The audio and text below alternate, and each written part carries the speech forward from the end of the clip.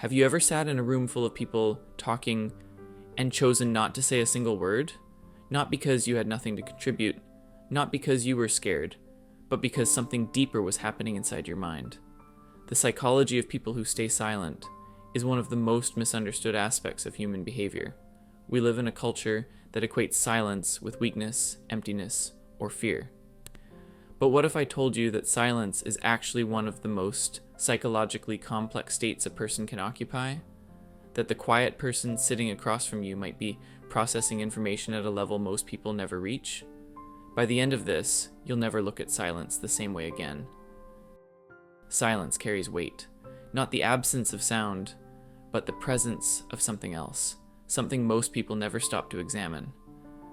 A Harvard study from 2004 found that the brains of people who prefer silence actually have thicker gray matter in their prefrontal cortex, the region responsible for abstract thought and decision making. Think about that. While someone's talking at you, your brain is building neural architecture that processes reality differently than theirs does. When you stay silent, your brain doesn't go quiet. It goes deeper. Research published in the American Journal of Psychiatry showed that introverted brains demonstrate significantly more blood flow during resting states compared to extroverted brains. What looks like stillness on the outside is actually a storm of analysis, memory integration, pattern recognition happening inside. Picture someone at a family dinner who hasn't said much. Everyone else is swapping stories, laughing, filling every gap with noise. That silent person, their mind is tracking conversational threads most people miss. They're noticing the slight tension in someone's voice, the way a story changed from last time it was told, the things people are deliberately not saying. This isn't passivity, it's a completely different mode of consciousness. The psychologist Hans Eysenck theorized in 1963 that people who gravitate toward silence have higher baseline cortical arousal. Translation: their nervous systems are already running at a level that would feel stimulating to most people. Adding more noise, more conversation, more social input doesn't energize them. It overloads them. Your average person mistakes this for shyness or social anxiety, but silence isn't always protective. Sometimes it's strategic, sometimes it's a collapse, and sometimes it's the most powerful move you can make. Understanding which type of silence you're witnessing changes everything. There's a type of silence that makes people uncomfortable. The kind where someone sits back, watches, and says nothing, while everyone else scrambles to fill the void. This is calculated silence, and the people who use it understand something profound about human psychology. A study on organizational behavior from 2024 found that individuals who practice intentional silence in workplace settings demonstrate significantly higher levels of internal reflection and complex problem solving. They're not checked out, they're collecting data. Think about the person in a meeting who lets everyone else pitch their ideas first. While others are performing, competing for airtime, trying to sound smart, the silent one is building a complete map of the room. Who agrees with whom, who's insecure about their position, what the actual power dynamics are beneath all the professional politeness. Silence gives you information that talking never will. When you speak, you reveal yourself. When you stay quiet, others reveal themselves. They fill the silence with their anxieties, their assumptions, their need to be heard. And you just watch. This is what Carl Jung understood about the introverted psyche. Jung wrote extensively about how introverts direct their energy inward, not as a retreat, but as a way of processing external reality through deep internal frameworks. The quiet observer isn't disengaged from the world. They're engaged so intensely that they need silence to metabolize what they're witnessing. The German communication researcher Elisabeth Noelle Neumann developed something called the spiral of silence theory in the 1970s.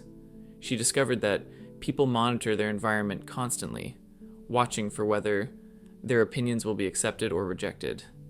And here's the fascinating part. People who sense their view is unpopular will stay silent to avoid social isolation, even if they're actually in the majority. Strategic silence exploits this. When you stay quiet, others can't tell where you stand. You become a psychological mirror. People project onto you what they need you to be. And in that projection, they tell you everything. Picture a negotiation. One person talks and talks, filling every pause, explaining their position, justifying their offer. The other person just listens, occasionally nods, says almost nothing. Who do you think walks away with more power? The person who gave away their entire hand, or the one who made the other person reveal theirs? Silence is leverage. It creates tension that most people can't tolerate. So they break, they overshare, they make concessions just to end the discomfort of not knowing what you're thinking. But this type of silence requires emotional control. You have to be comfortable in the void you're creating. Most people aren't. They panic when conversations stall. They interpret silence as failure, as awkwardness that needs to be fixed. The strategic observer sees silence as space where truth emerges because people can't help but fill it. This is why the quietest person in the room is often the most dangerous, not because they're plotting, but because they're learning while everyone else is performing. But not all silence comes from a position of power.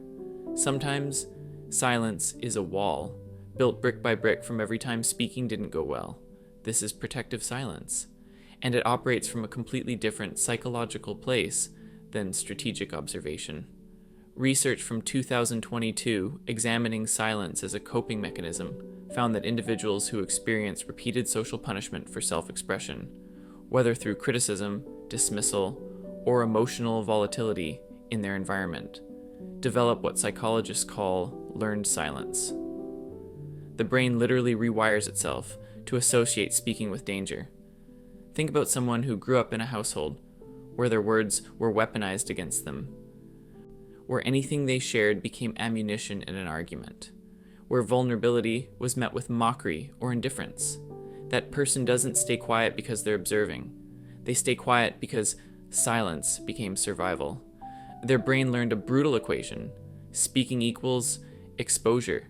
Exposure equals pain. Silence equals safety.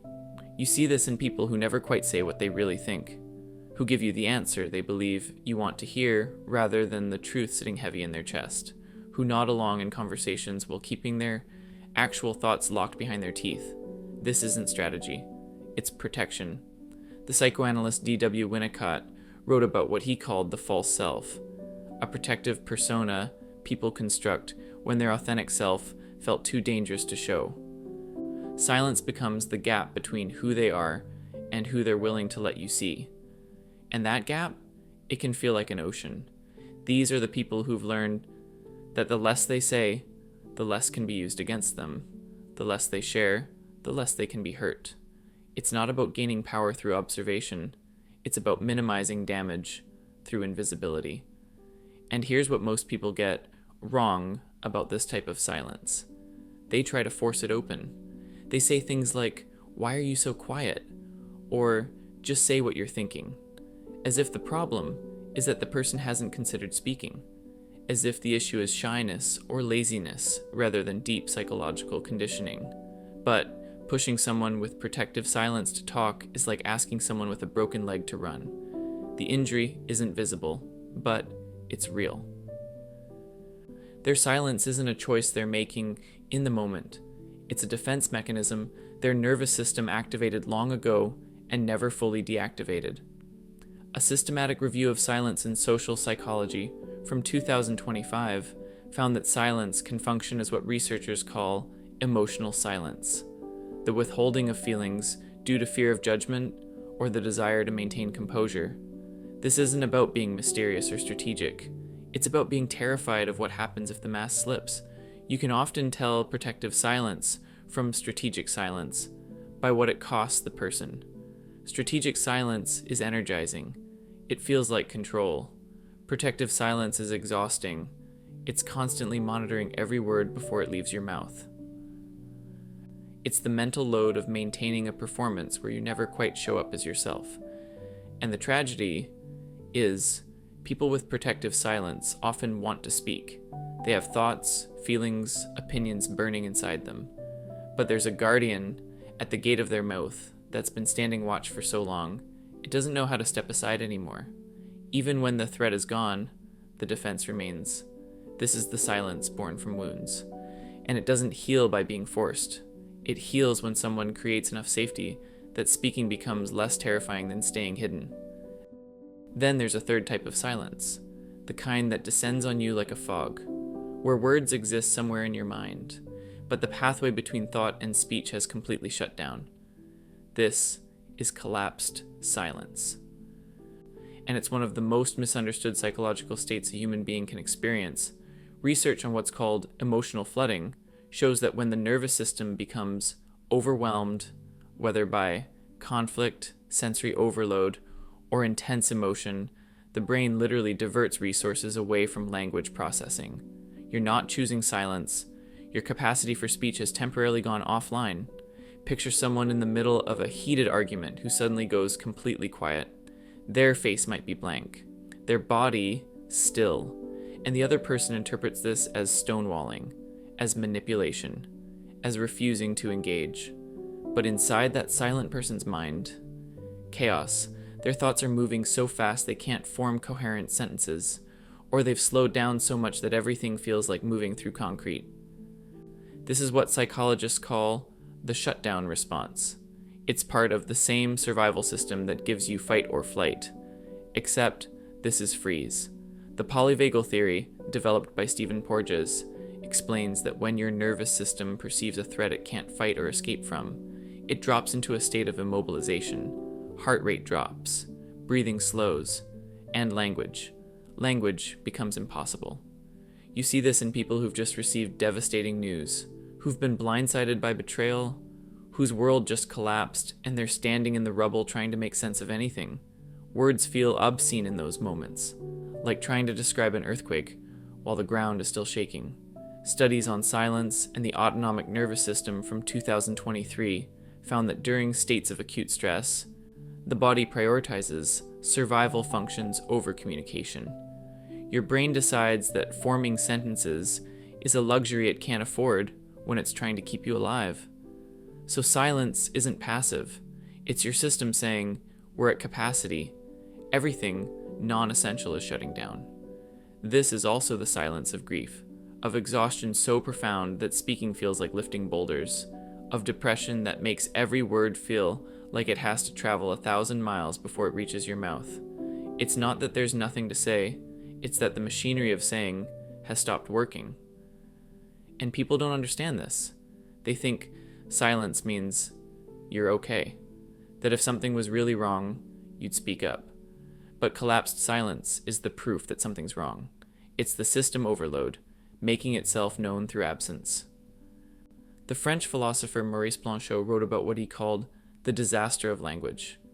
Those moments when experience becomes so extreme that words can't hold it anymore. Silence isn't the absence of meaning. It's meaning that's exceeded language's ability to contain it.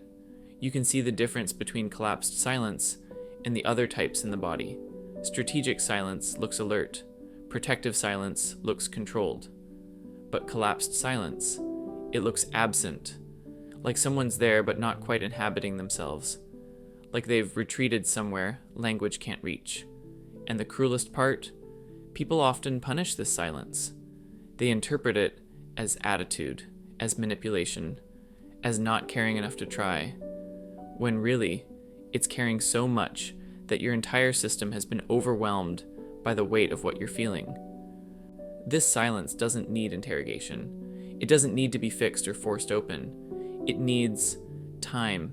It needs the pressure to lift. It needs space for the nervous system to recalibrate until words become possible again. Because they will. Collapsed silence is temporary, but it's real, and it's not a choice.